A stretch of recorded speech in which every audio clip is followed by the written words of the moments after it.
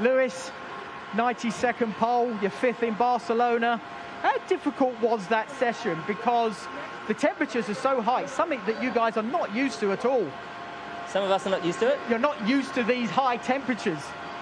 I mean, it's summer, man. This is the first time I've definitely been here in Barcelona when it's this hot.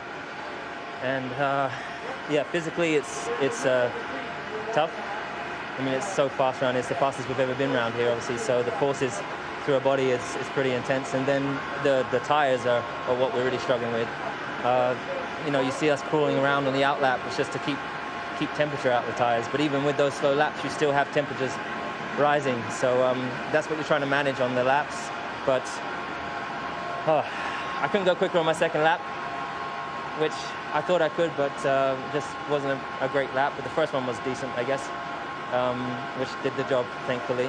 Yeah. But you know, these guys do such an awesome job, and we're constantly learning. And you know, I was here with the guys till 10 p.m. last night, just looking over all the details. How can we improve? What are the areas, particularly for the race, that we could get better? Because these Red Bulls are super fast. So. Give us a bit of an idea of how difficult it is to drive around this circuit in these hot conditions for the fans at home. Give an idea? Give them an idea. Like, give a bit of an idea of what it's like, how difficult it is. What are your problems? What are my problems? Yeah, is it understeer? Is it oversteering this the track? problems are all physical.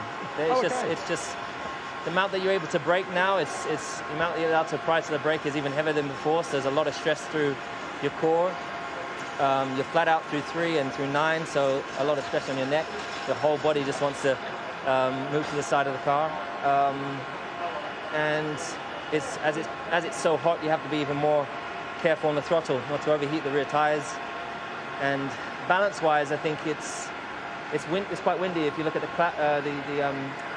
flags, we've got a headwind into turn 1, so it's pretty good going into turn 1. But then when you turn 4, you have a tailwind. Turn 9, you have a tailwind. 10, you have a tailwind. So there's corners where you know you can push and some that you can't, and you're still trying to find that limit, and that's when the car snaps away. So, but that's what we all do, and I have a huge amount of respect for all the guys here who are battling the same if not similar issues to myself. And briefly about tomorrow, obviously starting on pole position, perfect place, but of course you've got Valtteri was so close to you in the qualifying, but Max is there as well. Yeah, this is such a long way down to turn 1 here, so the job is not done, that's for sure. It's very hard to follow here, so positioning is good, but it will be hard to hold position, but that's what I've got to work on and trying to get the best start I can. Looking forward to the fight.